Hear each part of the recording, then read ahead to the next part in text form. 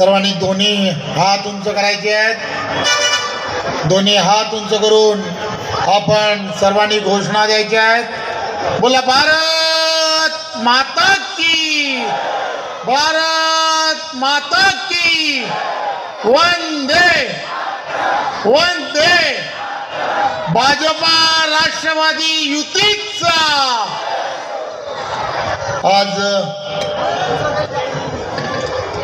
वैजापूर या नगर परिषदेच्या सार्वत्रिक निवडणुकीच्या प्रचाराच्या सभेसाठी उपस्थित आपल्या सर्वांचे नेते आदरणीय अतुल सावेजी, भारतीय जनता पार्टीचे जिल्ह्याचे अध्यक्ष आदरणीय संजयजी,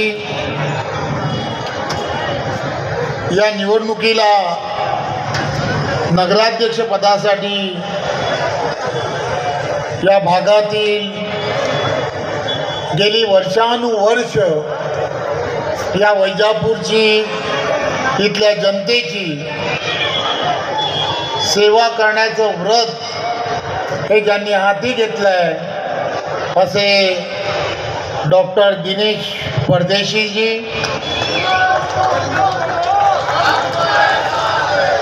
व्यासपीठावर उपस्थित सर्व भारतीय जनता पार्टी, राष्ट्रवादी आणि विविध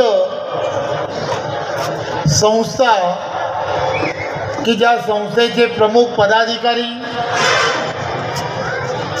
आणि माझ्या समोर उपस्थित पत्रकार आणि वैजापूरमधील संपूर्ण शहराच्या विविध भागातून आलेले सर्व नागरिक बंधू भगिनी, खरं तर वैजापूरमध्ये या निवडणुकीच्या प्रचाराला आणि या प्रचार सभेला संबोधित करत असताना आपल्या सर्वांना मी फक्त विनंती करायला आलो आहे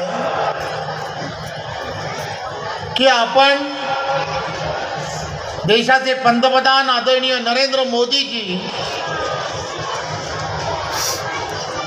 त्याचबरोबर महाराष्ट्र राज्याचे लोकप्रिय असे मुख्यमंत्री आदरणीय देवेंद्रजी, केंद्रामध्ये एनडीएचं सरकार आहे आणि महाराष्ट्रात सुद्धा देवेंद्रजींच्या नेतृत्वातलं महायुतीचं सरकार आहे। मी आपल्या अगोदरच्या सर्व वक्त्यांनी वैजापूरसाठी नक्की काय हवं आहे आणि वैजापूर शहराची गरज काय, वाढती लोकसंख्या लक्षात घेता, वाढतं नागरीकरण लक्षात घेता या शहराला आवश्यक असणारे सगळे विषय या वैजापूरकरांनी जो विश्वास नेहमी डॉक्टर दिनेश परदेशी यांच्यावरती जसा ठेवला आहे, मी आपणा सर्वांना विश्वास देण्यासाठी आलो आहे की पूर्ण ताकदीने केंद्रातलं असणारं सरकार आणि राज्यातलं असणारं देवेंद्र फडणवीस यांच्या नेतृत्वातलं सरकार हे डॉक्टर दिनेश परदेशी यांच्या पाठीशी खंबीरपणे उभं राहणार आहे, हा विश्वास देण्यासाठी मी इथे आलो। एक गोष्ट लक्षात घ्या, कोण येऊन काय आश्वासनं देऊन गेलं याकडे दुर्लक्ष करा। देवेंद्रजींसारखं नेतृत्व भारतीय जनता पार्टी गेली वर्षानुवर्ष निवडणुकीच्या अगोदर संकल्प पत्र तयार करते आणि हे संकल्प पत्र तयार झालेलं असतं. या संकल्प पत्राच्या आधारावरती तिथल्या असणाऱ्या नागरिकांना आवश्यक असणारे सर्व विषय हे कसे पूर्ण होतील यासाठी पूर्णच्या पूर्ण कटिबद्ध असतं. हे आपण सर्वांनी लक्षात घेतलं पाहिजे. आपण सर्वांनी हे लक्षात घेतलं पाहिजे की आपल्याला पाण्याची व्यवस्था ही करण्यासाठी देशाचे पंतप्रधान नरेंद्र मोदीजी यांनी संपूर्ण देशामध्ये हर घर जल, प्रत्येकाच्या घरामध्ये पिण्यासाठी स्वच्छ पाणी असलं पाहिजे आणि ते सुद्धा नळाद्वारे असलं पाहिजे ही संकल्पना तयार केली. लक्षात घ्या, प्रत्येक ग्रामीण भाग असेल किंवा शहरी भाग असेल,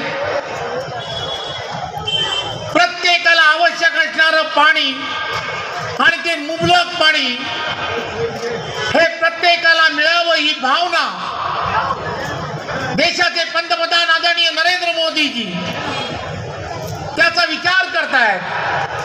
आणि म्हणून देशभरामधील असणाऱ्या प्रत्येक स्थानिक स्वराज्य संस्था असेल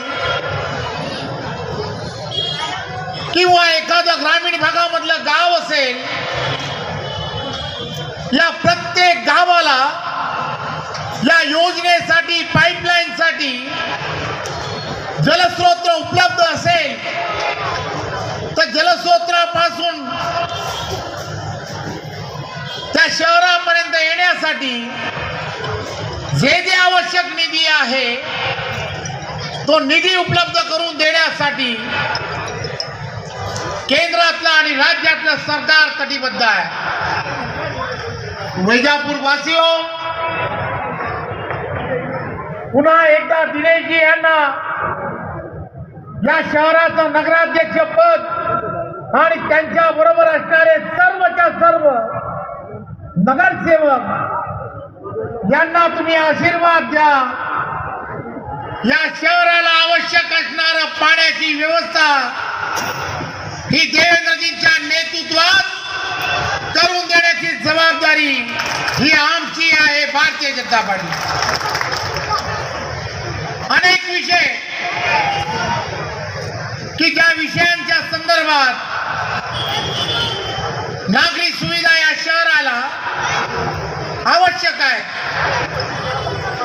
वाढती लोकसंख्या, शासकीय जागांवरती असणारी गरजेसाठी बांधलेली कदाचित गरिबांची घामाच्या पैशाने तयार केलेली घरं,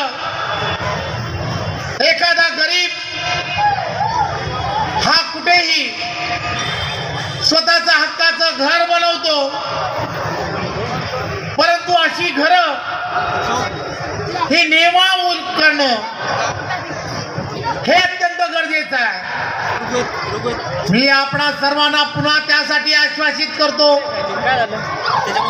की या शहरामधील असणारी अशा काही वस्ती असतील, घरं असतील की जी गरिबांनी स्वतःच्या घामाच्या कष्टाच्या पैशाने बनवली आहेत. डॉक्टर दिनेशजी यांच्या पाठीशी सरकार म्हणून त्यासाठी विशेष असं धोरण तयार करण्याची जबाबदारी ही सुद्धा आम्ही स्वीकारू. वर्षानुवर्ष देशाचे पंतप्रधान असा विचार करतात, पंतप्रधान आवास योजनेच्या माध्यमातून. धन्यवाद. चव्हाण साहेब ज्यावेळेस सार्वजनिक बांधकाम मंत्री होते, हे आपल्या शहराला जे रिंग रोड सगळे कनेक्ट झालेत ते सगळे त्यांच्या माध्यमातूनच झालेले आहेत.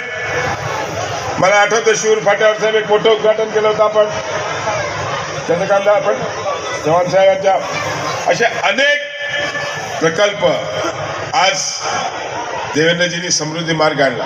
आज वैजापूर समृद्धी मार्गाने सगळीकडे नागपूरला कनेक्टेड आहे, मुंबईला कनेक्टेड आहे, नाशिकला कनेक्टेड आहे. आज त्याच्यामुळे आपल्या इकडच्या बाजारपेठेला एक भाव आहे.